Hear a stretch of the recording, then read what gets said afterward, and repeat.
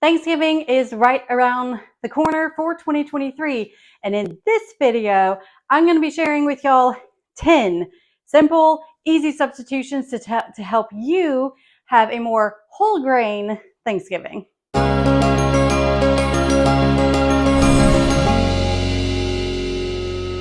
Hey y'all, welcome back to Grains and Grit. My name is Felicia, and on this channel, we talk all things real whole grains from a biblical perspective. If you're new here, welcome, and be sure to subscribe if you like what you see and hit the like button below.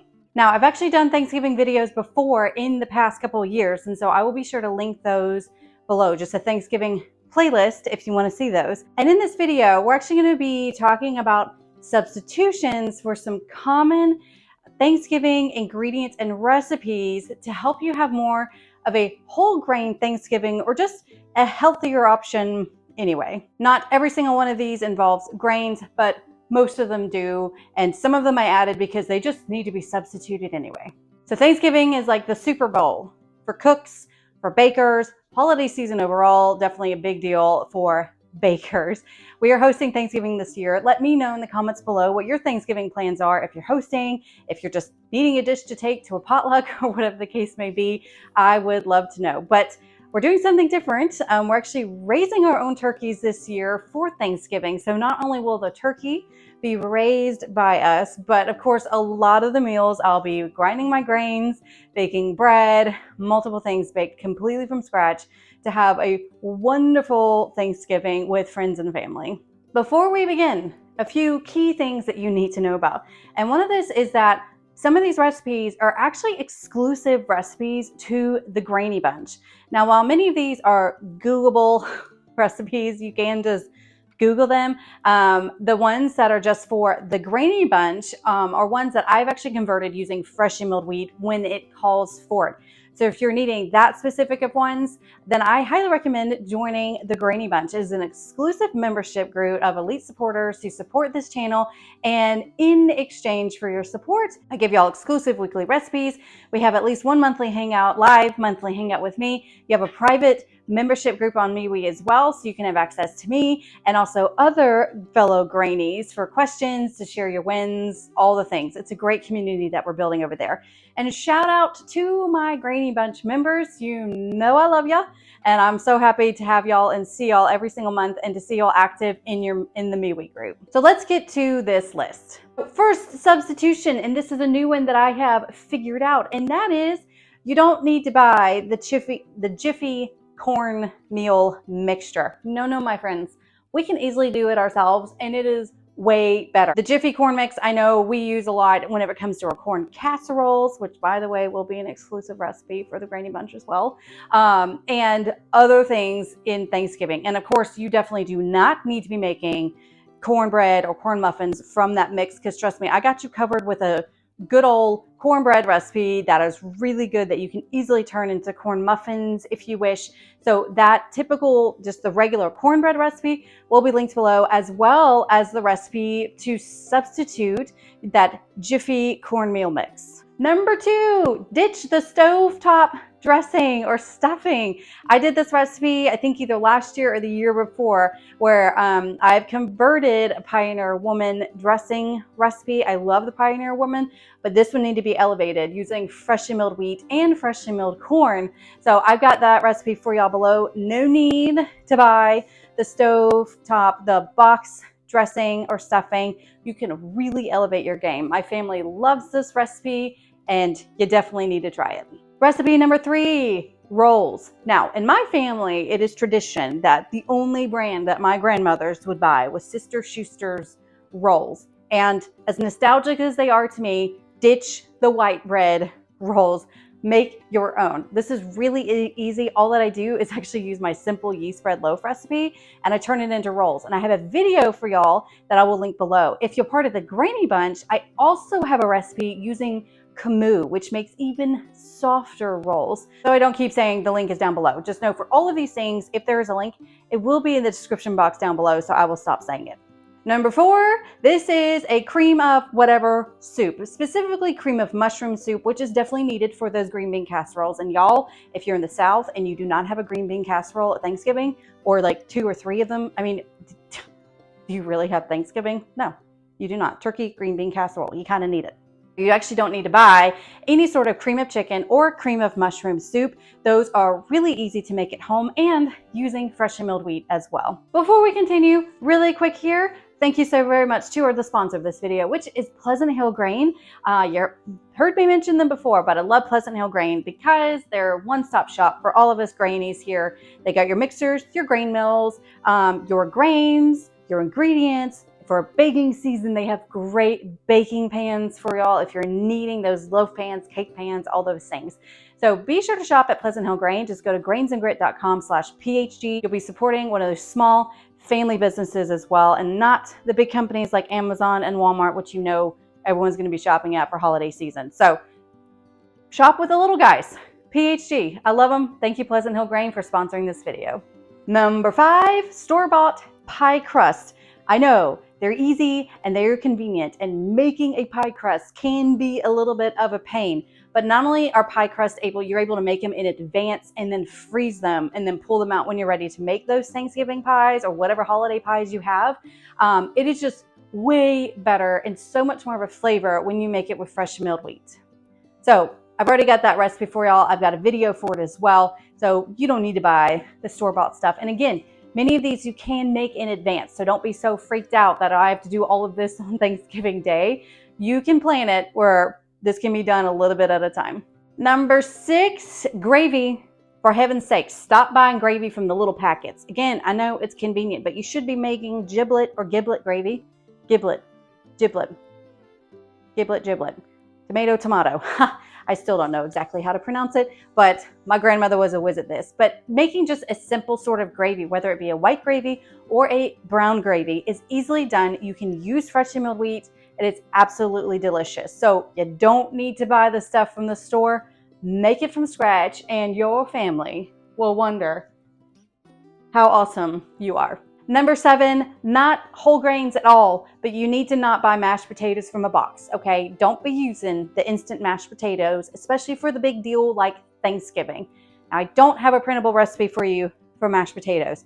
I'm just gonna tell you how to do it because it's kind of one of those things that it's just on a personal preference level. First of all, if you don't want to be peeling a lot of potatoes, get you red potatoes or the yellow potatoes. I never peel those things, and it's wonderful because I just need to make sure that they're washed, cut them up, boil them. Ta-da! There's no peeling at all. And for those of you who may have sugar issues, they are easier on the sugar than your russet potatoes. You just cut up the potatoes in little 1-inch squares.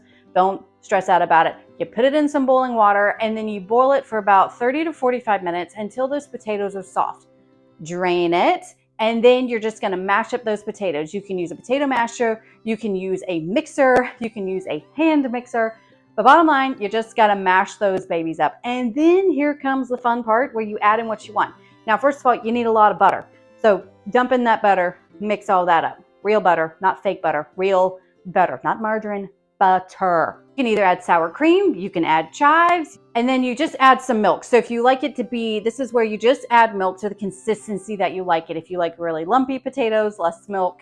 If you like more creamy potatoes, more milk, or sour cream as well. You can add bacon bits, you can add cheddar cheese, I mean, whatever you're wanting to do. But this is where, I mean, mashed potatoes are the easiest thing to make. Doesn't take a lot of time at all. It mainly just takes the time for it to boil where it just sits there in a pot. So don't be buying the stuff in the box, please, please, and use real butter, and this will be great for Thanksgiving. Number 8, corn syrup. This is a big one because every single recipe that you find for pecan pie, and it's pecan pie, not pecan pie, pecan pie, and I know I've just started a war in the comments, but that's how we say it. We have pecan pie. It always uses corn syrup. I don't like to use corn syrup because corn syrup is filled with genetically modified ingredients. Now, if you're okay with that because you don't make it all the time, that's totally cool. But some people are not okay with that. And if you want alternatives, there are a few. Now, traditionally speaking, it is made with cane syrup, which I'm actually in cane syrup country. Here in Florida, the Florida Crackers did it. And so every year we actually have a cane syrup festival with a local historic cracker Florida Cracker Farm, and they do a caning where they're making the cane syrup from sugar cane that they've grown themselves, and we stock up for the year. But you don't have to come down here to Florida to get some. I'll link some down below that you can order just off of Amazon. So that is traditionally made, but I will say, big disclaimer, it is a stronger taste. So I recommend kind of trying this out maybe before you serve it to company to see how you like it, or just be adventurous and serve it. Don't tell them what you did and see how they like it. But it is a stronger flavor, similar to if you're used to maple syrup and then you go to like a molasses or something like that. It's just a stronger flavor. So that, and I'll be honest, like my husband doesn't quite like it as, and again, that's probably because we have been raised on traditional pecan pies with corn syrup, a lighter, milder flavor. So it may just be something that needs to get used to. But I have found a recipe from Sally's Baking Addiction down below that uses maple syrup. I will link hers down below. I have not tried this one yet, but I figured maple syrup may be a good substitution. So go ahead and try that out. In the meantime, because I'm filming this in advance, I will be experimenting with my own pecan pie, and I'll let you guys know if I can, if I figured out the best way to do it. But I do have a pecan recipe that I posted a while ago for the grainy bunch. That's linked below with the cane syrup, but I'll link the one with the maple syrup as well. Try it out and let me know what you think. But that is a good substitution to do. Number 9, this one is easy peasy, and it may sound intimidating, but it's breadcrumbs. You know you need breadcrumbs for all the different things. And this is not just for Thanksgiving, but throughout life. I've got the printed recipe below, but basically it's not that complicated. Stale bread, make sure it's toasted, food processor, and a little crumbs. Bada bing, bada boom. You can Google it, but it's not as difficult as you think. And I actually like to store the breadcrumbs. Just, you can make a bunch in advance, keep it in your freezer, and they're ready to go for when you need it. Last but not least, number 10, again, not a whole grain recipe, but is applicable to many recipes and whole grain recipes, and that is your chicken stock. Stop buying it from the store. It is super crazy easy to make. There are a ton of different recipes for it out there, but what I like to do, now we raise our own meat chickens ourselves, and whenever we use up a chicken, I just save the carcass if I haven't used it, and I use it, and I usually put it in a Ziploc bag and I throw it in my freezer. And then when I've got enough, I like to make a big batch. I like to keep some canned, already ready to go. You can stocks, beef, venison, seafood stocks, chicken stocks. You can make a big batch well in advance, can them if you want, or put it in a bag, put it in your freezer. So they're already ready to go. So you don't need to buy the stock from the store. But this is one I do the most, is my chicken stock, because it's the easiest and I need it for so many recipes. So no need to buy that one from the store. I haven't bought chicken stock in, I don't even know how long, like a long time. So that's a hack to make it healthier and easy, and it saves you money as well.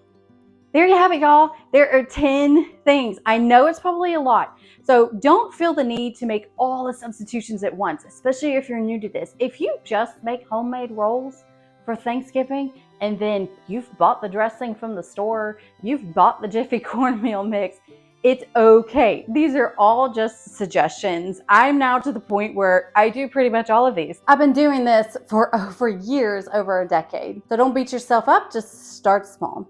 As always, thank you so very much for watching this video, and hopefully it was helpful, and I will see y'all next week. Bye.